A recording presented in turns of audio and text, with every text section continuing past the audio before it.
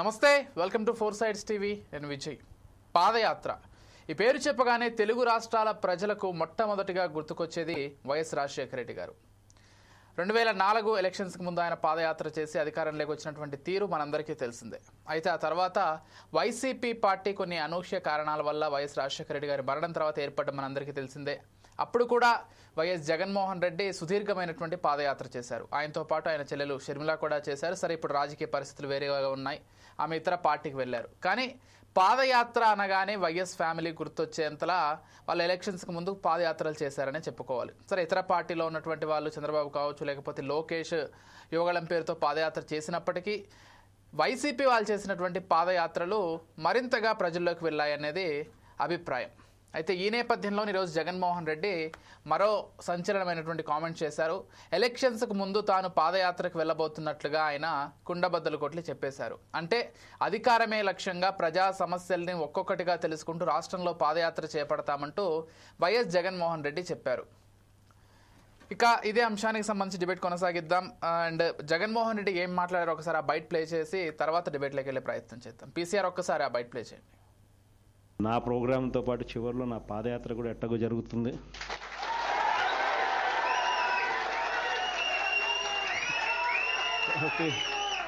కాబట్టి ఆ టైం వచ్చినప్పుడు ఇంకా మీతో ఇంకా ఎక్కువ మమేకమయ్యే పరిస్థితి ఉంటుంది. ఇంకా ఎక్కువ మీ జిల్లాలలో మీతో పాటు కలిసి ప్రయాణం చేసే పరిస్థితులు ఉంటాయి. ఆ కలిసి ప్రయాణం చేసే పరిస్థితిలో మిమ్మల్ని ప్రతి ఒక్కరిని పేరున పిలిచే పరిస్థితి కూడా ఖచ్చితంగా ఉంటుందని కూడా చెప్తాను. నా ప్రోగ్రాంతో పాటు చివరిలో నా పాదయాత్ర కూడా ఎట్టగో జరుగుతుంది. చెప్పారు కదా, ఎలాగో పాదయాత్ర జరుగుతుందంటూ ఆయన అయితే చెప్పేశారు. ఇక ఇదే అంశానికి సంబంధించి మనతో పాటు డిస్కస్ చేయడానికి రామ్మోహన్ గారు అనలిస్ట్, అదేవిధంగా విజయభాస్కర్ గారు టీడీపీ నుంచి, రామారావు గారు వైసీపీ పార్టీ నుంచి ముగ్గురు కూడా సిద్ధంగా ఉన్నారు. ముందుగా రామ్మోహన్ గారితో మాట్లాడదాం. రామ్మోహన్ గారు నమస్కారం అండి. నమస్తే విజయ్. అంటే నేను అన్నట్లుగా పాదయాత్ర అనగానే వైఎస్ ఫ్యామిలీ గుర్తొచ్చేంతలో వాళ్ళు గతంలో పాదయాత్రలు చేశారు. అంటే ఇతర పార్టీ నాయకులు కూడా చేసినప్పటికీ కొంత ప్రత్యేకంగా వాళ్ళ పాదయాత్రలు నిలిచాయని చెప్పుకోవాలి. మళ్ళీ పాదయాత్ర చేస్తామని చెప్తున్నారు.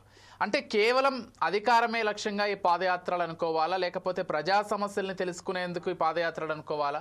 ఏ విధంగా భావించాల్సి ఉంటుంది ఎలక్షన్స్ రాగానే పాదయాత్రలు చేయడాన్ని?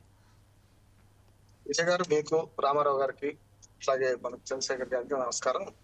2 విషయాలు మాట్లాడుకోవాలి. మనం ఎప్పుడైనా ప్రజల్లో మమేకం కావడానికి అది రథయాత్ర కావచ్చు, పాదయాత్ర కావచ్చు, ఇంకేదైనా కావచ్చు, ప్రజలతో కలిస్తే నిజంగా చెప్పానంటే రాజకీయ పార్టీలకు కాదు, మన ఎవరికైనా ఒక రకంగా చెప్పానంటే ఆ కొత్త ఉత్సాహం వస్తుంది, కొన్ని విషయాలు తెలుస్తాయి. చూసాం కదా, మొన్న రాహుల్ గాంధీ కన్యాకుమారిలో మొదలు పెట్టినప్పుడు ఏం మాట్లాడిండు, చివరికి వచ్చినప్పుడు ఎంత పరిణతి పొందింది. అట్లానే గతంలో గాంధీ గారు ఆనాడున్న, ఎందుకు పోలుస్తున్నానంటే విజయ్ గారు కొంచెం పాదయాత్ర గురించి చెప్పాలంటే, గాంధీ గారు దేశం అంతా రైళ్లు, పత్రికలు ఉపయోగించుకున్నారు. ఆనాడున్న స్వాతంత్రానికి పూర్వము రైళ్లు ఉన్నాయి దేశం అంతా అనుసంధానించడానికి. యంగ్ ఇండియా, హరిజన్ పత్రికలు లాంటివి ఉన్నాయి. కనుక ఆ రెండింటిని ఉపయోగించుకొని బ్రహ్మాండంగా ప్రజలకు స్వాతంత్ర కాంక్షను తగిలింపజేసాడు. పాదయాత్ర అంటే మీరు అన్నట్టు ఈ పార్టీలకు అతీతంగా మాట్లాడుకోవాల్సిందే. రాజశేఖర రెడ్డి గారు జ్ఞాపకం వస్తారు, దాంతో పాటు మనకు వైఎస్ జగన్మోహన్ రెడ్డి గారు, షర్మిల కూడా జ్ఞాపకం వస్తారు. అంటే అన్నా చెల్లెలు కూడా తక్కువ చేయొద్దు కదా. అంటే పాదయాత్ర అంటే ఒక బ్రాండ్ ఇమేజ్. అప్పుడు ఉమ్మడి ఆంధ్రప్రదేశ్ లో అలా నేను రిపోర్టర్ గా కొన్ని వారు తిరుగుతున్న ప్రాంతాలు, తెలంగాణ తిరిగిన ప్రాంతాల్లో నేను చాలా వరకు వార్తలు ఫాలో అయ్యాను. అంటే ఆ రకంగా కూడా మురళీకృష్ణ ఉండే మన TV9 అట్లా మేము ఫాలో అయితే చాలా విషయాలు, ఆయన కాంగ్రెస్ 26 సీట్లతో కునారిల్లిపోయి ప్రతిపక్ష స్థానం కూడా దక్కని పరిస్థితులలో జనార్దనానికి ప్రతిపక్ష నాయకుడు అన్నాడు. కానీ కాంగ్రెస్ పార్టీ మళ్ళీ దేవత అధికారంలో రాలేదనుకున్నప్పుడు రాజశేఖర రెడ్డి గారు పాదయాత్ర ఆనాడు అధికారంలో తీసుకొచ్చింది. 2వ గెలిపించింది కూడా ఒంటరిగా. మొదటిసారి టీఆర్ఎస్ తోని ఇతరత్ర పార్టీతో మద్దతు వచ్చినా కూడా 2వసారి స్వయం గెలిపించాడు. అదే ఉత్సాహంతో, అదే దాంతో మన పాదయాత్ర చేసిన జగన్మోహన్ రెడ్డి గారు ఆయన జైల్లో ఉన్నప్పుడు వాళ్ళ చెల్లెలు కూడా 3,000 కిలోమీటర్ల పాదయాత్ర చేసి షర్మిల గారు చేస్తే ఒక్కడనే ఉన్నారని అయితే నాకు బాధ అనిపించింది. మీరు ఏమన్నానండి, ఆమె కాంగ్రెస్ పార్టీలో ఉండొచ్చు, కానీ నిజంగా ఆనాడు పాదయాత్రలో అమ్మ నేనే అంటున్నాడు కదా, ఆ కొంచెం నాకు మనసు చిక్కు అనిపించింది. ఎందుకంటే తొడబుట్ట చెల్లెలు కదా ఏదైనా సరే కదా. ఎందుకంటే ఆమె అమ్మ నేనే ఉన్నాం అని అనేది మాత్రం కొంచెం చూస్తే ఏ పార్టీలో ఎవరుంటేంది, ఆనాడు జరిగిన సంఘటన గుర్తు చేసుకోవాలి కదా. పాదయాత్ర చేసేటప్పుడు నాకు చెల్లెలు కూడా సహకరించింది. అన్న విడిచిన జగన్ అన్న విడిచిన బాణాన్ని అని అన్నదా అనలేదు ఆమె. అటువంటి అప్పుడు దాన్ని తక్కువ చేసి చూపించడం ఎందుకు? అమ్మ నేనే ఉన్నామంటే మరి చెల్లెలు ఎటుపోయింది అనే సమస్య వస్తుంది. రామారావు గారు, మీరు పార్టీలో ఉన్నారు కనుక మీరు దానికి దెబ్బలేకపోవచ్చు. నేను స్పష్టంగా చెప్తున్నాను, నాకు మీ పార్టీ కాదు, నాకు మీ పార్టీతో సంబంధం లేదు. కానీ ఒక మాట ప్రజలకు కనిపిస్తుంది, ప్రజలు గమనిస్తుంటారు కదా. ఒక మాట రెండోది ఓదార్పు యాత్ర కూడా ఆనాడు జగన్మోహన్ మన రాజశేఖర గారు చనిపోయాక మన జగన్మోహన్ రెడ్డి గారు రాష్ట్రం అంతా ఉమ్మడి ఆంధ్రప్రదేశ్ లో మొదలు తిరిగారు. ఆ తర్వాత కాంగ్రెస్ పార్టీ చేసిన అన్యాయాన్ని వ్యతిరేకిస్తూ తనదైన రీతిలో ఒక పార్టీ బిల్లు చేస్తున్నారు.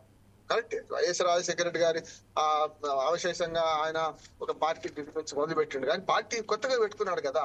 ఇప్పుడు కాంగ్రెస్ పార్టీ నుంచి రాజశేఖర రెడ్డి గారు ఉన్నారు అంతకుముందు, కానీ కొత్త పార్టీలో లేడు కదా. అందుకని అదొక గొప్పతనమే అంటున్నాను.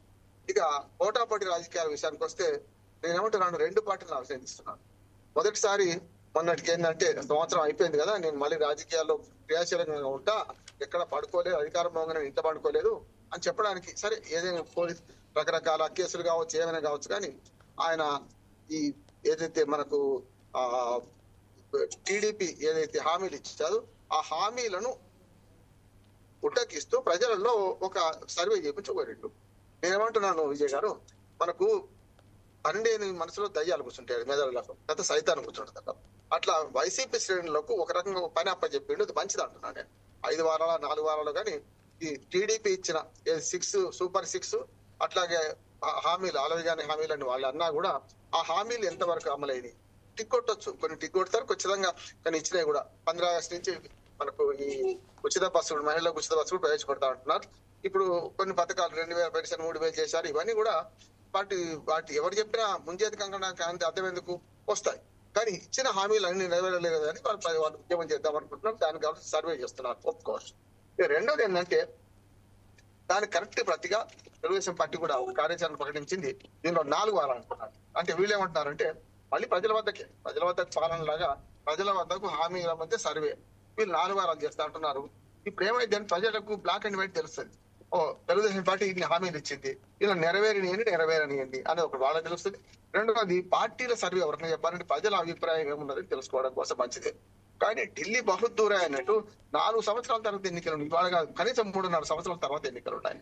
ఒక మాట మొన్న జగన్మోహన్ రెడ్డి గారు కూడా ఆ మాట మాట్లాడుతూ ఇంకో మరో 2 ఏళ్ళు ఎన్నికలు వస్తున్నాయి అనుకోని అన్నాడు. అనేమంటుండే 2 ఏళ్ళు ఎందుకు వస్తున్నాయి అంటే జమిలీ ఎన్నికలు వస్తే మన రాష్ట్ర ఎన్నికలు కూడా వస్తాయన్నారు.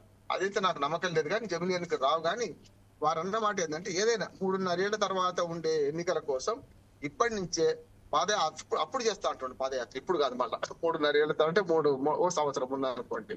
కానీ పాదయాత్రలు ఖచ్చితంగా నాయకుల సామర్థ్యాన్ని పెంచుతాయి, ప్రజలతో మమేకం అవుతారు, దాని ద్వారా చేస్తారు. అందుకని మీరు చూడండి, పోయినసారి అధికారంలో రాకముందు చంద్రబాబు నాయుడు గారు కూడా చాలా వరకు రాష్ట్రం అంతా తిరిగే ప్రయత్నం చేసి తిరిగిండు కూడా. 73 ఏళ్ల వయసులో ఆయన తిరగడం కూడా గొప్పతనం ఏమంటున్నాను. ఈ ఇద్దరు కూడా మొత్తం మీద ఆంధ్రప్రదేశ్ రాజకీయాల్లో ఏమైందంటే చాలా ఎన్నికలు దూరంగా ఉన్నప్పుడు కూడా యాక్టివ్ గా ఉంటున్నారు ప్రతిపక్షము. నా విజ్ఞప్తి ఈ 2 పక్షాలకి ఏంటంటే 2 పార్టీలకు మీరు ప్రజల సమస్యలు తీర్చండి. ఇప్పుడు పోటాపోటీ రాజకీయాలు అవసరం లేదు, కానీ ఇది కేవలం ప్రభుత్వము పాలన అంటే కేవలం హామీల అమలేనా? ఇది కాదు కదా. ఎన్నికలకు ఏం జరగాలి, ఆంధ్రప్రదేశ్ సర్వతోముఖ అభివృద్ధికి ఏం చేయాలి, పోలవరం ఎట్లా నిర్మాణం చేసుకోవాలి, 3 రాజధానుల ముక్కలు ఆటపోయి ఇప్పుడు కొత్తగా 1 రాజధాని అంటున్నాం కదా, దాన్ని ఎట్లా నిర్మాణం చేసుకోవాలి, మనకు ఉక్కు ఫ్యాక్టరీ ఉషాకది ప్రైవేటీకరణ కాకుండా ఎట్లా చూసుకోవాలి, కడప ఉక్కు ఫ్యాక్టరీ నిర్మాణం ఎట్లా కావాలి, రామయ్యపట్నం పోర్టు నుంచి కోస్తా ఆంధ్రలో ఉన్న ఆ నగరాలు ఎట్లా బాగా కావాలి, ఇది కదా చేయాల్సిన పని అంటున్నాను. B4 విధానం ద్వారా ఒక ప్రకటించిండు చంద్రబాబు నాయుడు గారు. 2047 విజన్ ఖచ్చితంగా నాయకుడికి ఉండాలి, అది ఉన్నది అంటున్నా. 2047 దాకా ఆయన అధికారం ఉంటే అనుకోవడానికి వీల్లేదు. కానీ ఒక బాట వేస్తే కాలిబాట నుంచి మట్టి రోడ్డు నుంచి కంకర్ రోడ్డు నుంచి తార్ రోడ్డు, సింగిల్ రోడ్డు, ఇట్లా 8 లైన్ రోడ్డు, 12 లైన్ రోడ్డు వేసుకోలేదా? కానీ ప్రణాళిక లేకుండా లేదు కదా. అందుకనే ఆంధ్రప్రదేశ్ అభివృద్ధి చెందాలంటే ఈ 2 పక్షాలు దయచేసి కొంచెం ఈ పార్టీ రాజకీయాలు మాని అభివృద్ధి రాజకీయాల వైపు పోతే మాత్రం తప్పక ఆంధ్రప్రదేశ్ అనుకూల లక్ష్యాలు సాధిస్తుంది. ఇవాళ ఎన్డీఏ కూటమి అధికారంలో ఉండడం వల్ల తప్పక మనకు అనుకూలం అంటున్నాను నేను. అది గతంలో కూడా మన వైఎస్ రాజశేఖర్ మన జగన్మోహన్ రెడ్డి చేసి దాన్ని కేంద్ర ప్రభుత్వం ఎప్పుడు తప్పట్లే. వాళ్ళు ఏదంటే అది సై అన్నారు, చేసుకోలేకపోయినా అంటున్నాను నేను. నిజంగా చెప్పాలంటే అన్ని బిల్లులకు వైఎస్ జగన్మోహన్ రెడ్డి గారు అయితే మద్దతు ఇచ్చింది కదా, కేంద్ర ప్రభుత్వంలో ప్రవేశపెట్టే ప్రతి బిల్లుకు కూడా ఆనాడు వ్యతిరేకం ఏం చేయలే కదా. కానీ కొన్ని సాధ్యం కాలేదు అన్నాడు. ఇప్పుడు ముందులే మంచి కాలం ముందున అన్నట్టు ఎన్డీఏ కూటమికి మంచి అవకాశాలు, మంచో చెడ్డో ప్రత్యేక హోదా లాంటి మళ్ళీ రెచ్చగొట్టుకుంటే లాభం లేదు, కానీ బ్లాక్ మెయిల్ చేయకుండా కొంచెం ఓపికతో పనిచేస్తే ఇప్పుడున్న ఎన్డీఏ గవర్నమెంట్ తోని మన రాష్ట్రం బాగుపడుతుందని నా ఉద్దేశం. విజయ్ గారు. రైట్. విజయభాస్కర్ గారు, గుడ్ ఈవినింగ్ అండి. నమస్కారం. నమస్కారం అండి. అంటే ఈ కూటమి ప్రభుత్వంలో ఉన్నటువంటి అన్ని సమస్యలకు సంబంధించి కూడా పాదయాత్ర చేస్తానంటూ ఆయన చెప్పుకొస్తున్నారు. దాంతోపాటుగా ఇటు సోషల్ మీడియా వింగ్ని కూడా బలపరుచుకుంటామని చెప్తున్నారు. అండ్ యువ కార్యకర్తల్ని కూడా మేము ఇప్పుడు రాజకీయంగా మరింత ప్రాధాన్యత ఇస్తాం కాబట్టి అధికారమే లక్ష్యంగా వైసీపీ వెళ్ళబోతోంది, ఈ కూటమి ప్రభుత్వం పరిపాలన ఎలాగో నచ్చదు ప్రజలకంటూ ఆయన చెప్పుకొచ్చారు. ఏం చెప్తారు మీరు ఈ పాదయాత్రకు సంబంధించి, ఆయన చేసినటువంటి కామెంట్స్కి సంబంధించి మీ అభిప్రాయం ఏంటి? యాక్చువల్ గా వాళ్ళ పార్టీ అంతర్గత విషయం ఇది. ఇప్పుడు అతను ఒక పార్టీకి అధ్యక్షుడు హోదాలో తన పార్టీకి సంబంధించి భవిష్యత్ ప్రణాళికని ఆవిష్కరించడంలో తప్పు లేదు. నేను భవిష్యత్తులో ఇది చేయబోతున్నాను, అది చేయబోతున్నాను, చివరిలో నేను పాదయాత్ర కూడా చేస్తానని చెప్పాడు. అందులో తప్పేం లేదు, పాదయాత్ర చేయొచ్చు. అయితే ఆ పాదయాత్ర ద్వారా ప్రజలకు పాయసాలు అందాలి, గరళం అందకూడదు.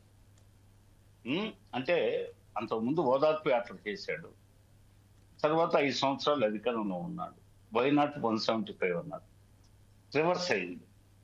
అంటే ప్రజలకి గళ్ళకంఠం గరళం అందింది కానీ పాయసాలు అందలేదు అనేది రుజువైంది. ఇప్పుడు చరిత్రని ఒకసారి రామ్మోహన్ రావు గారు చెప్పినట్లు గాంధీ గారి దగ్గర నుంచి పాదయాత్రలు చెప్పారు. క్రీస్తు పూర్వంలో అదే యేసుక్రీస్తు గారు కానీ మహమ్మద్ ప్రవక్త కూడా మక్కా టు మదీనా పాదయాత్ర చేశాడు. యేసుక్రీస్తు కూడా బాగా పాదయాత్రలు చేశాడు. అదేవిధంగా గౌతమ్ బుద్ధుడు, వర్ధమాన మహావీరుడు, గురునానక్, వీళ్ళందరినీ మనం తీసుకుంటే అట్లాగే స్వాతంత్రోద్యమంలో అనేక మంది, ముఖ్యంగా గాంధీ గారు, ఆయన రైలు పెట్టె ద్వారా ఎక్కడికెక్కడ ప్యాసింజర్ రైలు లాంటిది ఆపడం, ప్రజలతో మమేకం కావడం, ఇవన్నీ మనం చరిత్రలో చూసాం. పాదయాత్రల ద్వారా రామ్మోహన్ రావు గారు చెప్పినట్టు ప్రజలతో డీప్గా మమేకం కావడానికి అవకాశం ఉంటుంది. ఆ దారిలో పాదయాత్రలు జరిగే దారిలో పాడి పంటల్ని, ప్రజల కష్ట సుఖాలని, దొంగతనాల్ని, దోపిడీల్ని, దౌర్జన్యాన్ని, శాంతి భద్రతల సమస్యల్ని, పారిశ్రామికీకరణని, ఇలా అన్ని రంగాల్ని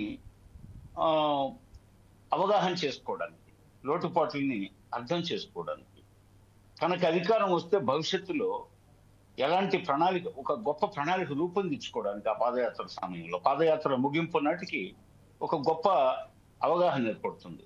ఆ అవగాహన ద్వారా ఒక గొప్ప ప్రణాళిక రూపొందించుకోవచ్చు, గొప్ప మేనిఫెస్టో తయారు చేసుకోవచ్చు. అయితే వాళ్ళకి లభించే 5 ఏళ్ల కాలం, అధికారంలోకి కానీ వస్తే ఆ 5 ఏళ్ల కాలంలో వాళ్ళు ఈ గొప్ప అనుభవాల్ని మెటీరియలైజ్ చేయడానికి, తన పరిపాలనతో ప్రజలకి ఒక మంచి సుపరిపాలన అందించడానికి గొప్ప అవకాశం పాదయాత్ర అండి. పాదయాత్రలో అనేక సమస్యలు ఉంటాయి. ఆ ఎండకి ఎండాలా, వానకు తడవాలా, మంచుకు తడవాలి, చలిగాలను తట్టుకోవాలి. అదేవిధంగా ప్రజలు వచ్చి మీద పడతా ఉంటారు, పూలదండలు విసురుతుంటారు. వీటన్నిటినీ తట్టుకొని పాదయాత్రలు చేసి ఆ నిద్రాహారాలు సరిగా ఉండవు, పోతే ఈ వాతావరణ పరిస్థితులు అనారోగ్యాన్ని సిక్ కావడానికి కూడా అవకాశం ఉంటుంది. కాళ్ళు బొబ్బలెక్కిపోతాయి, కాళ్ళు నొప్పులు, మోకాళ్ళు నొప్పులు, రకరకాల బాధలు, జ్వరాలు రావచ్చు, ఇంకా అనేక అంటువ్యాధులు రావచ్చు. సరే, చేస్తే మంచిది, ఎవరు కాదని. అయితే తను చివరి సంవత్సరంలో చేస్తాను అంటే అప్పటికి తనకు కలిగే అవగాహనతో ఆ రోజు మా ప్రభుత్వం సుపరిపాలన అందించినా చేస్తారు, ఇంకా అందించకపోయేదంటూ ఏముండదు. మేము సుపరిపాలన చేయడానికే కూటమి ప్రభుత్వం ఏర్పడింది, ప్రజలు మా మీద నమ్మకం ఉంచారు, ఆ దిశలో బ్రహ్మాండంగా అభివృద్ధి కార్యక్రమాల వైపు అడుగులు వేస్తున్నాం. తొలి ఏడాది అయిపోయింది, 2వ సంవత్సరంలోకి అడుగు పెట్టాం జూన్ 12 తర్వాత. మరి ఈ సంవత్సరం 18 రోజులు 19 రోజులు అయింది 2వ సంవత్సరంలోకి అడుగు పెట్టి. ఇంకొక సంవత్సరం తర్వాత మా అభివృద్ధి కార్యక్రమాలన్నీ ఎలా పరుగులు పెడుతున్నాయి అనేది ఇప్పటికే స్టార్ట్ అయిన శ్రీకారం చుట్టాం. పరిపాలన గాడిని పెట్టడం ఇంచుమించు అయిపోయింది. ఇంకా కొద్ది సమయంలో పరిపాలన పూర్తిగా గాడిలో పెట్టడం జరుగుతుంది. అభివృద్ధి కార్యక్రమాలు మొదలయ్యాయి. ఇవన్నీ 2వ సంవత్సరం పూర్తి అయ్యేటప్పటికి 3వ సంవత్సరం నాటికి బ్రహ్మాండంగా ఆకృతి దారుస్తాయి. బ్రహ్మాండంగా ఈ అభివృద్ధి ఏంటో, పోలవరం అభివృద్ధి ఏంటో, లేకపోతే రాజధాని ఏ విధంగా వాషింగ్టన్ DC చేస్తామని మేము చెప్పలేదు, కానీ మేము బ్రహ్మాండమైన రాజధానిని ఏర్పాటు చేయబోతున్నాం. అదేవిధంగా ఇప్పుడు బనకచెర్ల ఆ ప్రాజెక్టు విషయంలో వైసీపీ తన వైఖరిని ఇంతవరకు తెలియజేయలేదు బనకచెర్ల విషయంలో. ఎందుకంటే తెలంగాణ రాజకీయ నాయకులు వాళ్ళ రాజకీయాల కోసం ఏపీకి మంది లోతట్టు ప్రాంతం, అంటే టెయిల్ ఎండ్ ప్రాంతం, చివరి రాష్ట్రం మంది. మన దగ్గర అది సముద్రంలో కలుస్తుంది గోదావరి నది. అంటే ఎగువ ప్రాంతాల్లో ఎవరన్నా డ్యాములు కడుతుంటే, ప్రాజెక్టులు కడుతుంటే, బ్యారేజీలు కడుతుంటే దానికి ఏదన్నా అభ్యంతరం చెప్పొచ్చు, ఏమయ్యా మా వాటాకి ఇబ్బంది వచ్చేటట్టుంది భవిష్యత్తులో. పైగా ఎగువ ప్రాంతంలో గోదావరి సన్నగా ప్రవహిస్తుంది, అక్కడ తక్కువ టీఎంసీ ఉంటుంది. మన దగ్గరికి భద్రాచలం దాటినప్పటి నుంచి అది విశ్వరూపం చూపిస్తుంది. మన ఏపీలోకి అడుగు పెట్టేటప్పటికి అఖండ గోదావరిగా అది అది అనేక పాయలుగా ప్రవహిస్తుంది సముద్రంలోకి. మనం మిగులు జలాలను వాడుకుంటున్నాం అన్నాం, నికర జలాలను వాడుకుంటామని చెప్పలేదు. కానీ దీని మీద అక్కడ వాళ్ళ రాజకీయ మనుగడ కోసం తెలంగాణ రాజకీయ పార్టీలు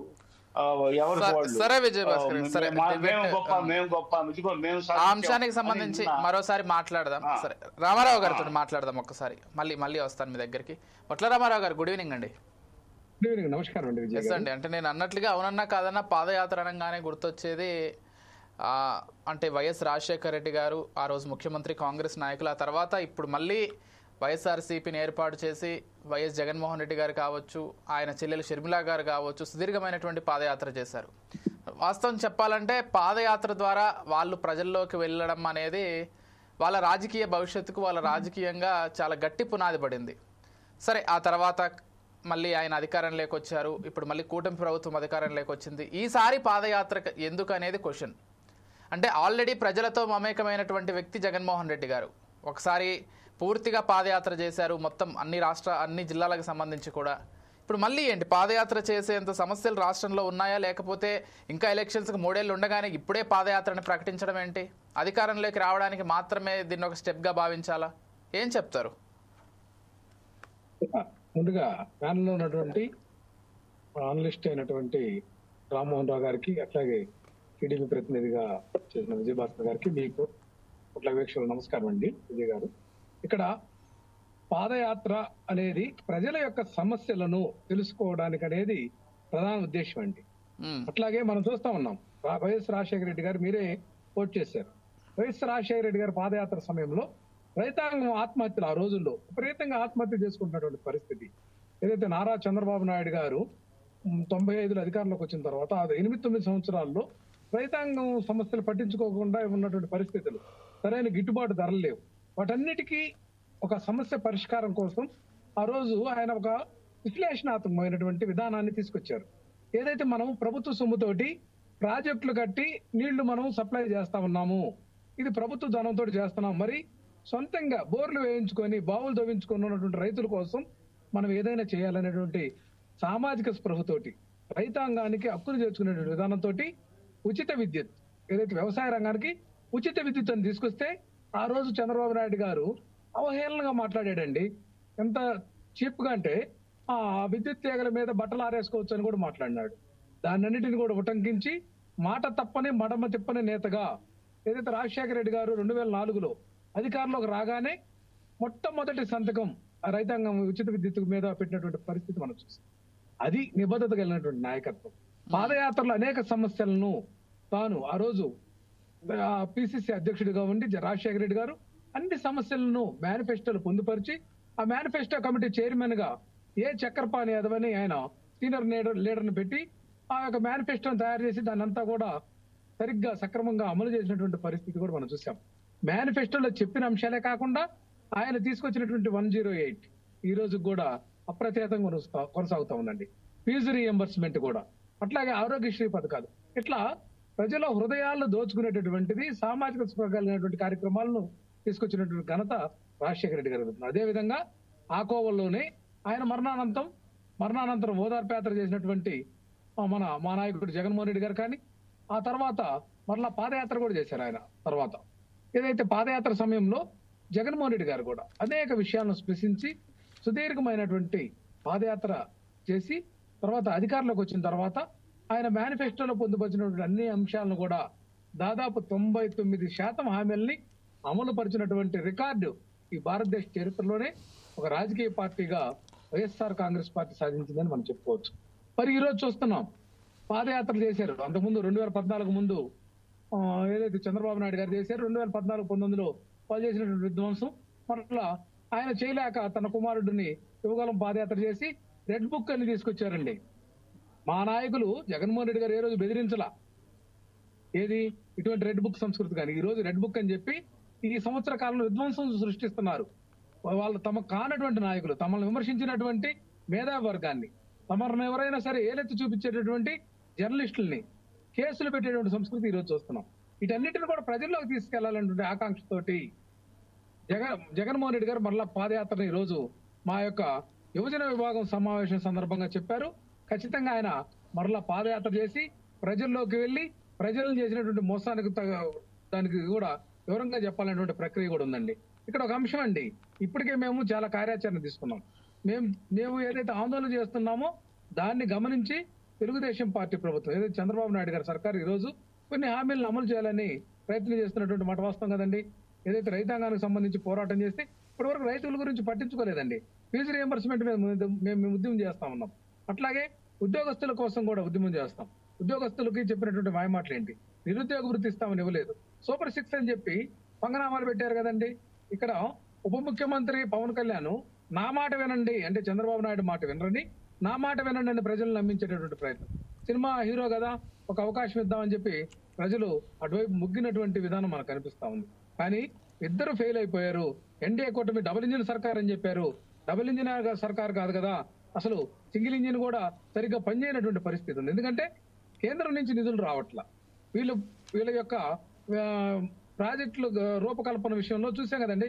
బనకచర్ల 80,000 కోట్లతోటి మేము ఒక ఇరిగేషన్ ప్రాజెక్టు తీసుకొస్తామని చెప్పి దుమారం రేపారు. దానికి కేంద్రం కూడా అక్షంతలు వేసింది కదండి. కేంద్రం దగ్గర అప్రూవల్ లేకుండా ఇటువంటి సాహసాలు చేస్తా ఉంటాడు చంద్రబాబు నాయుడు గారు. ఎందుకంటే ఆయన ప్రధానికి కొబ్బరికాయ ఆయనండి కొట్టేది, పూర్తి చేసేది మాత్రం ఆయన కాదు. ఇది మనం అన్ని ప్రాజెక్టుల విషయాల్లో చూసాం కదండి. జలయజ్ఞంలో రాజశేఖర రెడ్డి గారు అన్ని ప్రాజెక్టులు పూర్తి చేశారు. ఆయన పాదయాత్ర సందర్భంగా ఎక్కడెక్కడ సందర్శించి చెట్లు నాటారో ఆ యొక్క అన్ని ప్రాజెక్టులు పూర్తి చేసేటటువంటి చిత్తశుద్ధితో ప్రయత్నం చేసినటువంటి నాయకత్వం మా నాయకుడు జగన్మోహన్ రెడ్డి గారు, వారి తండ్రి వైఎస్ రాజశేఖర రెడ్డి గారిదని ఇది ప్రజలందరూ గుర్తించారు. ఈ రోజు పాదయాత్రకు సంబంధించి మా నాయకుడు అనౌన్స్ చేసింది ఖచ్చితంగా ఇంత దుర్మార్గంగా మోసపూరితమైనటువంటి హామీలు ఇచ్చి, అట్లాగే ప్రజలను ఇబ్బంది పెట్టి ఎవరు నోరు తెరవకుండా నొక్కి పెట్టి ఇది చూసాం కదండి. రేషన్ షాపులకి సంబంధించి ఏదైతే ఇండ్ల దగ్గరకు సరుకులు తీసుకొచ్చేటటువంటి MDO వాహనాలను రద్దు చేశారు ఇలా అక్కస్తోటి. ఏం మంచి పథకమే కదండి. వీళ్ళు కావాలని అనమాట, వీళ్ళకి ప్రజలు సుఖ సంతోషాలతో ఉండటం ఇష్టం ఉండదండి. వీళ్ళు ఆ వాహనాలని రద్దు చేయడం వల్ల చాలా మంది మహిళలు ఇబ్బంది పడుతున్నారు. ఆత్మగౌరవ సమస్య కూడా ఉంది. ఇంటి దగ్గరకు వచ్చినటువంటి రేషన్ పెన్షన్ ఇంటి దగ్గర తీసుకున్నారు. మరి పెన్షన్ మళ్ళీ మేము ఇంటి దగ్గర ఇస్తామని సచివాలయ ఉద్యోగుల ద్వారా వాలంటీర్లు పక్కన పెట్టారు. వాలంటీర్ల విషయం ఏం చెప్పారు, 10,000 దాకా మేము వేతనం పెంచుతాం, మీ గౌరవ వేతనం జగన్మోహన్ రెడ్డి 5,000 కదా ఇచ్చింది, మేము కొనసాగిస్తామని అబద్ధాలు చెప్పి వాళ్ళ యొక్క సేవలు కూడా ఎన్నికల్లో పొందినటువంటి దుర్మార్గమైనటువంటి మోసపూరితమైనటువంటి విధానాలు ఈ యొక్క కూటమి ప్రభుత్వం చేసింది. అట్లాగే ల్యాండ్ టైటిలింగ్ యాక్ట్ మీద ఎన్ని అబద్ధాలు ప్రచారం చేశాడండి. అసలు అది మీ ఎన్డీఏ ప్రభుత్వమే కదండి నీతి ఆయోగ్ ద్వారా దాన్ని ఆ చట్టాన్ని తీసుకొచ్చింది, ల్యాండ్ టైటిలింగ్ యాక్ట్ ని. దాన్ని ఆంధ్రప్రదేశ్ ప్రభుత్వం జస్ట్ అమెండ్మెంట్ చేసుకుంటే దాన్ని కూడా విమర్శించారు కదండి, దాన్ని రద్దు చేస్తున్నామని చెప్పారు. అసలు ఈ డబుల్ ఇంజిన్ సర్కార్ కి ఏమైనా చిత్తశుద్ధి ఉందా విజయ్ గారు? ఇక్కడ ఈ అన్ని అంశాలను మేము ప్రజల్లోకి తీసుకెళ్తాం. మేనిఫెస్టోని రీకాల్ పేరుతోటి బాబు షూరిటీ మోసం గ్యారంటీ పేరుతోటి మేము 5 వారాల ప్రోగ్రాం మా నాయకుడు జగన్మోహన్ రెడ్డి గారు మా యొక్క 175 నియోజకవర్గాల ఇన్ఛార్జీలకు, పార్లమెంట్ ఇన్ఛార్జీలకు, అదే ఎమ్మెల్యేలకు, ఎంపీలందరూ కూడా ఇన్వాల్వ్ చేసి పార్టీ యంత్రాంగం యావత్తు కూడా ప్రతి ఇంటికి తిరిగే కార్యక్రమం తీసుకున్నామండి. దీన్ని ఎదురుగా చూసుకొని ఇప్పటికి ఇది మంచి ప్రభుత్వం అని చెప్పి ప్రభుత్వ ధనంతో స్టిక్కర్లు వేయించుకున్నారు కదండి గతంలో.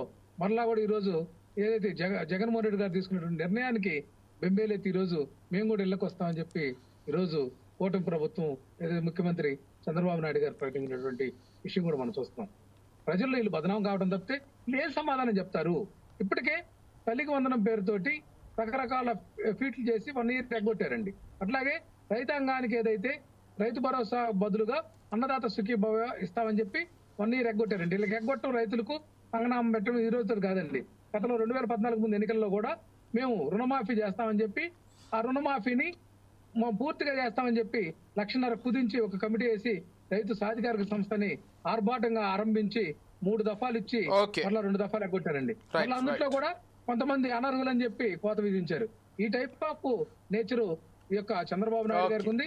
జగన్మోహన్ రెడ్డి గారు మా నాయకుడు చిత్తశుద్ధితోటి చేసే Right, రామారావు గారు. పాదయాత్రతోటి ఈ రాష్ట్ర ప్రజలకు నిజం ఖచ్చితంగా వివరిస్తామండి. నిజం వైపు, ధర్మం వైపు, న్యాయం వైపు ప్రజలు సమాజం ఉంటుందనే Okay, రామారావు. ఏకైక సూత్రం మీద మా పార్టీ నడుస్తుందని చెప్తా ఉన్నాం. రామ్మోహన్ గారితో మాట్లాడు.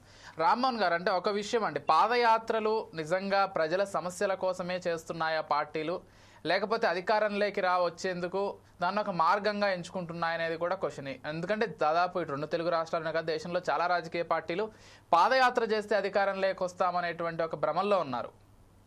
సరే, చాలా పార్టీలు, చాలా మంది నాయకులు నిజంగానే కష్టపడుతూ ప్రజల సమస్యలు తెలుసుకుంటూ ముందుకెళ్తున్నారు. అదో రకంగా ఉంటే, అంటే ఇంత సుదీర్ఘంగా ప్రజల్లో ఉండడం వల్ల ప్రజలు మనకు చేరువవుతారు, తద్వారా అధికారంలోకి రావచ్చు అనేటువంటి ఆశలు కూడా ఉన్నాయి. సరే, రాజకీయంలో అల్టిమేట్గా అధికారమే లక్ష్యం కాబట్టి తప్పు అని నేను చెప్పను. నిజంగా ప్రజా సమస్యలపైన అవగతం చేసుకోవడానికి, అవగాహన పెంచుకోవడానికే వెళ్తున్నారా, లేకపోతే అధికారమే లక్ష్యంగా వెళ్తున్నారా అనే దానికి ఏం చెప్తారు మీరు? అంటే విజయ్ గారు, భ్రమలు కొన్నిట్లో ఉంటాయి కాదంటే, కానీ పాదయాత్ర అయితే భ్రమ కాదు. పాదయాత్ర చేస్తే అధికారంలోకి వస్తేనే భ్రమ కాదు, కానీ నిజం కూడా చూస్తున్నాం కదా చాలా సందర్భాలు. అదే జైలుకి వెళ్ళే వాళ్ళు ముఖ్యమంత్రులు అవుతారంటే భ్రమ. అది నిజంగా అందరు జైలుకి వెళ్ళే వాళ్ళు ముఖ్యమంత్రులు కావాల్సిన అవసరం లేదు. కనుక ఇక్కడ చూసుకుంటే, ఇంతకుముందు రామారావు గారు చెప్పినట్టు కొన్ని విషయాలు మనం చూసుకుంటే దృష్టాంతము, ఒక నాయకుడికి ఒక విజన్ ఉంటే కొన్ని విషయాలు ముద్రపడిపోతాయి. ఏదైనా సరే, ఎన్టీ రామారావు గారు 2 రూపాయల కిలో బియ్యం కదా, అద్భుతం, ఇంకెవరు చెప్పలేదు కదా. ఆనాడు తమిళనాడులో అంతకుముందు ఉండేది, కానీ 1 రూపాయి కిలో బియ్యం ఇస్తా అని విజయభాస్కర్ రెడ్డి గారు ప్రకటించి ₹1.90, 10 పైసలు తక్కువే ఇచ్చిన ఆయన నమ్మలే, ఈయన నమ్మింది. ఇచ్చిన వాళ్ళు నమ్మలేదు, ఇస్తా అన్న వాడిని నమ్మింది. ఎన్టీ రామారావు ఒక మంచి ఉదాహరణ. అట్లాగే కొన్ని పథకాల విషయానికి వస్తే మనకు రాజశేఖర్ గారు ఒక ఉదాహరణ, ఆరోగ్యశ్రీ కానీ, అట్లానే మనకు ఫీ రియంబర్స్మెంట్ కానీ, ఇట్లాంటివన్నీ ఒక మంచి ఉదాహరణ. ఉచిత కరెంట్ కానీ ఒక మంచి ఉదాహరణ. అట్లా ముద్రపడే రాజకీయాలు చేయమని ఈ నాయకులు కోరుతున్నాను. ఇప్పుడు ముద్రపడే రాజకీయాలు అయితే లేవు. ఇప్పుడు కొత్త నాయకత్వం ఏమంటే మేము ఫలానా చేసినామని ముద్రపడే రాజకీయాలు అవుతలేవు. అందుకని చెప్తున్నా, ఏ మాట కాబట్టి కేసీఆర్ గారు రైతు బంధు కానీ, మిషన్ కాకతీయ, మిషన్ భగీరథ, అవినీతి ఉండొచ్చు, కానీ అవినీతి వేరు, ఒక పథకాన్ని ప్రారంభించడం వేరు. అట్లాంటి రాజశేఖర రెడ్డి గారు జలయజ్ఞం అంటే ధనయజ్ఞం అని ప్రచారం చేసిన వాళ్ళు ఉన్నారు కదా, కానీ కొన్ని ప్రాజెక్టులు పూర్తి చేశారు కదా అంటున్నాను. ఇప్పుడు కొత్త నాయకత్వానికి ఆయనేమో 45 ఏళ్ళ ఇండస్ట్రీ, మన చంద్రబాబు నాయుడు గారు వీరు 10 ఏళ్ళు కావచ్చు, 12 ఏళ్ళు కావచ్చు. ఇద్దరు కూడా చేయాల్సిన పని ఏంటంటే, ఒక తమదైన రీతిలో ఒక ముద్రపడే పథకాలు ప్రవేశపెట్టండి. అది కాకుండా పూర్తి మౌలిక వసతుల పెంపుతో పాటు సమగ్ర అభివృద్ధికి ఏం చేస్తే బాగుంటది, అది మాత్రం విజన్ ఉండాలి. అట్లాగే కొన్ని పథకాల పట్ల దుర్మార్గమైన ప్రచారం కూడా కరెక్ట్ కాదంటున్నాను.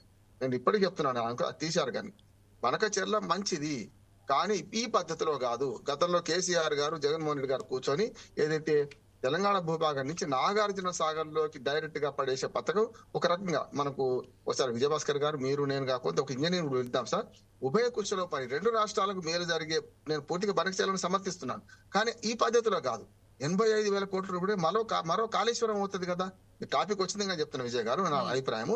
ఎందుకంటే మరో కాళేశ్వరం లాగా కాకుండా ఉండాలి అని అంటే, దానికి కొంత ఇంజనీర్ల ద్వారా ఇటుపక్క అటుపక్క అందరు కూర్చొని ఉభయ కుశలో పని మాట్లాడుకుందాం, రాన్నారు చంద్రబాబు నాయుడు పోట్లాడుకుందాం అనలేదు కదా. ఇటుపక్క రేవంత్ రెడ్డి రెడీ ఉన్నారు. ఇద్దరి మధ్యన ఇవాళ కేంద్ర ప్రభుత్వం తీసుకున్న నిర్ణయం మంచిది. ఎందుకు మంచిది అవుతుందంటే, ఏ ఆను లేదు, చూలు లేదు, కొడుకు పేరు సవ్వనం లాగా వీళ్ళు అన్ని ప్రతిపాదనలు పంపకుండానే, డిపిఆర్ లేకుండానే డైరెక్ట్ ఆర్థిక శాఖ దగ్గర రేపటికల్లా అయిపోతుందని ప్రచారం చేయడం వల్ల ఇది అయిపోయింది అంటున్నాను. నిజంగా చెప్పాలంటే త్రూ ప్రాపర్ ఛానల్ పోతే ఇది కాకపోతుండే, నెంబర్ 1. రెండోది, ఇంకొక మాట చెప్పి ముగిస్తాను. ఇప్పుడు ల్యాండ్ టైటిలింగ్ యాక్ట్ కూడా అద్భుతమైన యాక్ట్ అంటున్నాను. యాజ్ అడ్వకేట్ చెప్తున్నాను, అద్భుతమైన యాక్ట్. దానిలో 2 పొరపాటు జరిగింది. యాక్చువల్ గా జగన్మోహన్ రెడ్డి గారి ఇంప్లిమెంటేషన్ లో రామారావు గారు కూడా తెలుసు. అది ఒకటేమో ఆయన ఫోటోలు వేసుకోవడం పాస్బుక్ల మీద, రెండో అది హద్దురాల మీద కూడా, అది చాలా అతి. నిజాం రాజు కూడా వేసుకోలేదు, బ్రిటిష్ వాళ్ళు కూడా వేసుకోలేదు. అటువంటి 2 పొరపాట్ల వల్ల అసలు పథకం ఉద్దేశం దెబ్బతిన్నది.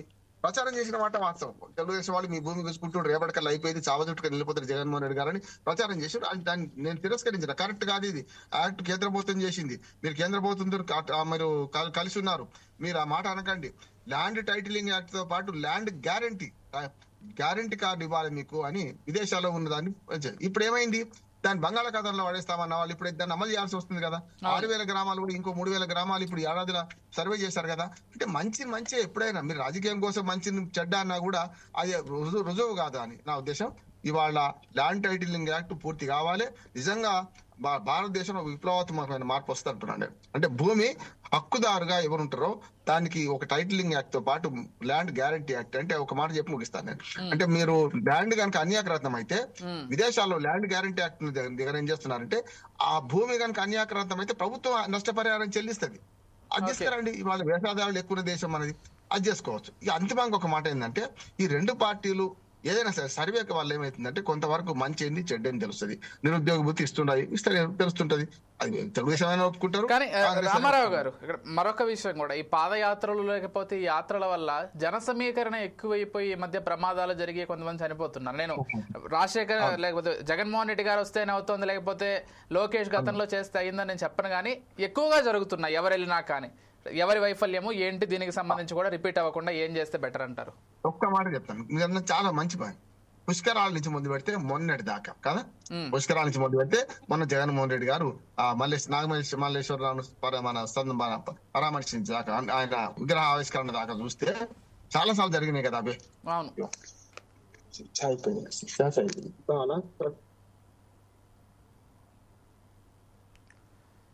ఎస్, రామ్మోహన్ గారు మళ్ళీ జాయిన్ అవుతారు ఈ లోపు. ఒకసారి ఎస్ విజయభాస్కర్ గారు మీరేం చెప్తారండి? అంటే ఒక మాట నిజం, గతంలో లోకేష్ గారి పాదయాత్ర అప్పుడు చాలా వరకు వైసీపీ అడ్డుపడింది, లేకపోతే పోలీసులతోటి అడ్డుపడ్డారనేటువంటి మాట చెప్పారు మీరు ప్రతిపక్షంలో ఉన్నప్పుడు. ఈరోజు జగన్మోహన్ రెడ్డి గారు చాలా యాత్రలకు వెళ్తున్నప్పుడు, లేకపోతే ఎవరినైనా పరామర్శించడానికి వెళ్తున్నప్పుడు మీరు అదే చేస్తున్నారనేది వీళ్ళ విమర్శ. భవిష్యత్తులో జగన్మోహన్ రెడ్డి గారు పాదయాత్రకు వెళ్తే పూర్తి సహకారం మీ ప్రభుత్వం తరపున ఉండబోతోందా? అది ఎప్పుడో ఆయన ఇప్పుడు ఎలక్షన్లకు ముందు కొద్ది కాలం ముందు తను పాదయాత్ర చేస్తానని చెప్పాడు. పోతే అప్పుడు పోలీస్ డిపార్ట్మెంట్ అప్పుడు శాంతి భద్రతల సమస్యలు ఆయన రూట్ ప్రోగ్రాము పోలీసు వాళ్ళకి సమర్పించాలా. ఆ రూట్ ప్రోగ్రామ్ అంతా పోలీస్ సర్వే చేస్తుంది. అప్పటి పరిస్థితిని బట్టి పోలీస్ నిర్ణయం తీసుకుంటది. ఎక్కడ మాజీ ముఖ్యమంత్రి ఒక రాష్ట్ర పార్టీ ప్రెసిడెంట్ అతను పోతే అందుకు సంబంధించిన Z+ కేటగిరీలో ఉన్నాడు. దానికి తోడు స్థానిక పోలీసు పోతే అవసరమైన ఎక్స్ట్రా పోలీసు ఎంతమందిని మోహరించాలా ఏంటి, ఆ రూట్ లో ఆయనకి ఎలాంటి జాగ్రత్తలు కల్పించాలా అనేది ఆనాటి పరిస్థితుల్లో అప్పుడు ఆయన పాదయాత్ర ప్రారంభానికి ముందు వీళ్ళు రూట్ మ్యాప్ ఇస్తారు కాబట్టి పోలీస్ డిపార్ట్మెంట్ సబ్మిట్ చేస్తారు కాబట్టి ఆ రోజు పోలీసు పెద్దలు కూర్చొని నిర్ణయం తీసుకుంటారు. అది ఎప్పుడు సంగతో ఇప్పుడే దాని గురించి జోస్యం చెప్పాలన్నా కాలజ్ఞానం జోస్యం కాదంటే వారు ఒకటి క్లియర్ గా చెప్తున్నారు, మీరు వారు చేసుకునేటువంటి యాత్రల్ని లేకపోతే పర్యటనల్ని కావాలని అడ్డుపడుతున్నారని. మీరు ఇప్పుడు అదే చెప్తున్నారు, భవిష్యత్తులో ఏం జరుగుతుందో చెప్పలేం కదా అంటే ఏంటది అడ్డుపడడం అనేది? మేము ఎప్పుడు ఎవరిని ఇప్పుడు రైల్వే స్టేషన్ లో ఆపలేదు, విమానాశ్రయాల్లో ఆపలేదు, లేకపోతే వాళ్ళు బస చేసిన వసతిగృహాల్లో లాడ్జీల్లో ఎక్కడ నిర్బంధించలేదు, హౌస్ అరెస్టులు చేయలేదు. పోతే అంత ఒక ఉద్రిక్త వాతావరణం అనేది తీసుకురాకూడదు. ఉద్రిక్త వాతావరణం అనేది తెలుగుదేశం ప్రభుత్వానికి ఆ కల్చర్ లేదు. కూటమి ప్రభుత్వం ఇప్పుడు కొత్తగా ఉంది, ఇలాంటి ఉద్రిక్త వాతావరణ పరిస్థితి తీసుకొచ్చే ఉద్దేశం లేదు. ప్రతిపక్షంలో ఉన్న ఎవరైనా సరే ప్రజా సమస్యల పట్ల తమ గెలవింపాలనుకున్నప్పుడు, ప్రజలకు చేరువు కావాలనుకున్నప్పుడు, ప్రజల కష్ట సుఖాలు తెలుసుకోవాలన్నప్పుడు శాంతియుతంగా వాళ్ళు ప్రజల వద్దకు పోతానంటే ఏ ప్రభుత్వం కాదండి. అందుకు విరుద్ధంగా పోలీసు వారి అనుమతి తీసుకొని తర్వాత ఆ పోలీసు వాళ్ళు పెట్టిన గైడ్ లైన్స్ ప్రకారం వాళ్ళు విధించిన ఆంక్షల ప్రకారం నడుచుకుంటే ఎవరు కాదందు. అందుకు విరుద్ధంగా వ్యవహరించినప్పుడు ఏమన్నా జరగకుండా జరిగితే అది చెడ్డ పేరు వచ్చేది ఆ డిపార్ట్మెంట్, సస్పెండ్ అయ్యేది, డిస్మిస్ అయ్యేది ఆ ఉద్యోగస్తులు. వారి భయం వాళ్ళకు ఉంటుంది, పోలీసు భయం పోలీసుకు ఉంటుంది. దాన్ని మనం ఇంకో రకంగా భావిస్తే కూడా తప్పు అవుతుంది. అదేవిధంగా దురుద్దేశం ఒకడు తిరగనీయకుండా చేస్తే ప్రజల్లో సానుభూతి వస్తుంది.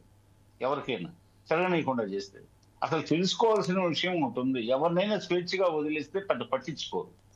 నిర్బంధం ఆంక్షలు విధించే కొద్దీ ప్రజలు పట్టించుకోవడం, డిస్కషను, గ్రామాల్లో చూరు కింద కూర్చొని, గోడల కింద కూర్చొని, అరుగుల మీద కూర్చొని అక్కడి నుంచి డిస్కషన్స్, పట్టణాల్లో కూడా రైల్వే స్టేషన్లు, బస్ స్టాండ్లో పోతే ఎక్కడ పడితే హోటల్స్ దగ్గర కూర్చొని డిస్కషన్ స్టార్ట్ అవుతాయి. స్వేచ్ఛగా వదిలేస్తే ప్రజలు రేపు వాళ్ళ అభిప్రాయాల ప్రకారం వాళ్ళు ఎన్నికల్లో పోలింగ్ లో పాల్గొంటారు, వాళ్ళకి ఇష్టం వచ్చినట్లుగా ఓటు చేస్తారు. తెలుసుకోవాల్సిన విషయం ఏంటంటే ఉద్రిక్త పరిస్థితులను కల్పించి టెన్షన్ వాతావరణాన్ని క్రియేట్ చేసి రచ్చగొట్టే ప్రసంగాలతో ఏదేదో మనం గడబడి చేస్తే పోలీసు డిపార్ట్మెంట్ కి చెడ్డ పేరు వస్తుంది. శాంతి భద్రతల పరిరక్షణ అనేది ఏ ప్రభుత్వానికైనా మొదటి ప్రాధాన్యత. దాన్ని కాపాడాల్సిన డిపార్ట్మెంట్ ఫెయిల్ అయితే వాళ్ళు ఉద్యోగాలు పోగొట్టుకుంటారు. ఎవరి భయం వాళ్ళది. అంతేగాని ఆయన పరచాలని ఎవరుకుంటుంది? ఎప్పుడో ఆయన ఇంకా నేను ఎలక్షన్లకు ముందు పాదయాత్ర ప్రారంభిస్తానన్నాడు. దాని గురించి ఇప్పుడే మనం చర్చించాల్సిన విషయం కాదు. ఇది ప్రస్తుతానికి అప్రస్తుతం అని నేను అనుకుంటున్నా.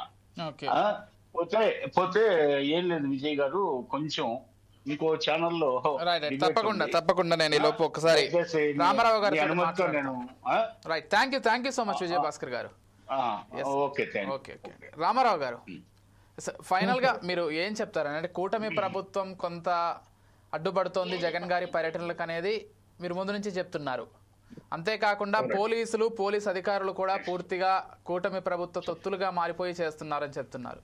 మీరేమో ఏకంగా పాదయాత్ర లాంటి ఒక పెద్ద యాత్రని చేయబోతున్నాం. అంటే పాదయాత్ర అంటే ఈరోజు దాదాపు రాష్ట్రం అంతా పర్యటించేటువంటి నేపథ్యం ఉంటుంది. ప్రతి చోట పర్మిషన్స్ అవసరమవుతాయి. ఇవన్నీ కాకుండా భద్రతను కల్పించాల్సినటువంటి బాధ్యత కూడా పోలీసు వ్యవస్థ పైన ఉంటుంది. కాబట్టి అంటే మీరు చెప్పేదానికి, అదేవిధంగా మీరు భవిష్యత్తులో తీసుకునే నిర్ణయాలకి ఎక్కడా పొంతం లేదు కదా. మీరు ఇప్పుడే తిరగనివ్వట్లేదు అంటున్నారు. మరి భవిష్యత్తులో పాదయాత్ర జరుగుతుందంటారా? అసలు మా నాయకుడు జగన్మోహన్ రెడ్డి గారు ఒక డేర్ఫుల్ గా మనకి సరైన భద్రత లేకపోయినా కూడా సాహసంగా చేశాడు కదండి. పల్నాడు ఆ యొక్క వినుకొండలో రషీద్ అనే వ్యక్తిని ఆయన్ని దుర్మార్గంగా హత్య చేస్తే నడి రోడ్డు మీద ఈ ప్రభుత్వం ఎక్కడా సానుభూతి కూడా వ్యక్తం చేయాల. మానవ విలువలు లేవు. అటువంటి పరిస్థితుల్లో ఖచ్చితంగా ఈ సంస్కృతికి చర్మాంకం పాడటానికి జగన్మోహన్ రెడ్డి గారు ఎటువంటి సెక్యూరిటీ లేకుండానే వెహికల్ వెళ్ళాడు కదండి. ఇప్పుడు మొన్న కూడా చూసాం మనం, సెక్యూరిటీ అనేది లేదు. అవసరమైతే ఇక్కడ ఆయన వాహనాన్ని ఏదైతే సింగయ్య మరణించినటువంటి యొక్క కేసుని అది సృష్టించి వాహనంలో ప్రయాణించేటటువంటి వ్యక్తులకు వాళ్ళ మీద కేసులు పెట్టేది ఎక్కడన్నా ఉందండి సంస్కృతి?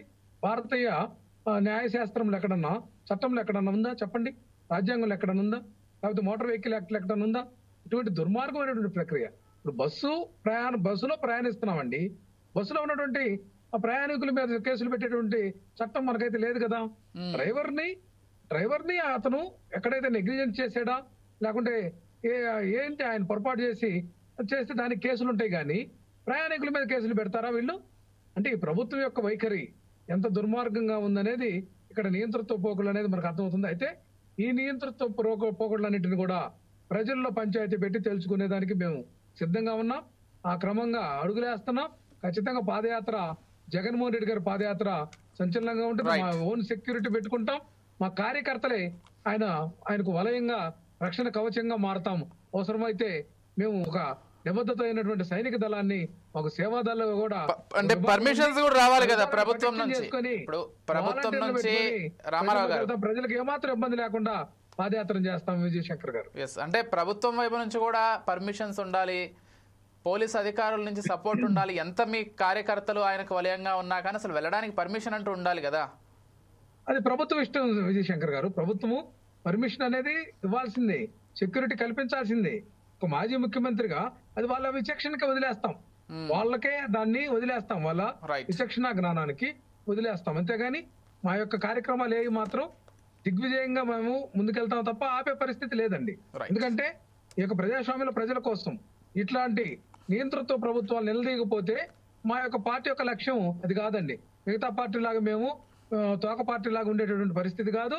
మేము ఈ యొక్క ఆంధ్రప్రదేశ్ ను భవిష్యత్తులో మంచి ప్రజాస్వామ్య విలువలతో కూడినటువంటి ప్రభుత్వాన్ని అందించి పేదరికాన్ని పారద్రోలి యువతకు మార్గదర్శకంగా ఉద్యోగాలు, పారిశ్రామికవేత్తలుగా తీర్చిదిద్దాలనేటువంటి ఆకాంక్ష కానీ ప్రజలకు మంచి పరిపాలన మరలా అందించాలనేటువంటి ఆకాంక్షతో ఉన్నాం. కాబట్టి మేము ఎక్కడ వెనుకడుగు వేసేటటువంటి పరిస్థితి ఉండదని చెప్పి స్పష్టంగా తెలియజేస్తున్నాం విజయ్ గారు. Right, thank you so much Ramarao గారు. అదేవిధంగా డిబేట్లో పాల్గొన్నటువంటి రామ్మోహన్ గారికి, విజయభాస్కర్ గారికి కూడా థ్యాంక్ యూ సో మచ్ అండి.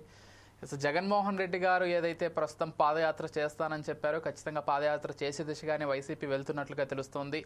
ఎలక్షన్స్కి ముందుగా జగన్మోహన్ రెడ్డి గారు మొత్తం రాష్ట్రం అంతా కూడా పర్యటించి మరోసారి పాదయాత్ర చేయబోతున్నారు. కూటమి ప్రభుత్వంలోని వైఫల్యాలే ప్రధాన లక్ష్యంగా ఈ పాదయాత్ర కూడా ఉండనున్నట్లుగా తెలుస్తోంది. దీంతో పాటుగా మరోవైపు సోషల్ మీడియా వింగ్ని మరింత బలోపేతం చేసే దిశగా జగన్మోహన్ రెడ్డి అడుగులైతే కనిపిస్తున్నాయి. ఈరోజు కూడా ఆయన పేర్కొన్నటువంటి విషయాల్లో యువత ముఖ్యంగా లేకపోతే పార్టీలోని ప్రతి ఒక్కరూ కూడా సోషల్ మీడియాలో కొంత యాక్టివ్గా ఉండాలంటూ చెప్పుకొచ్చారు. చూద్దాం రాబోయే రోజుల్లో ఏ విధంగా రాజకీయాలు ఉండబోతున్నాయి ఆంధ్రప్రదేశ్లో అనేది. ఇది వాటి special discussion. Keep watching 4 Sides TV.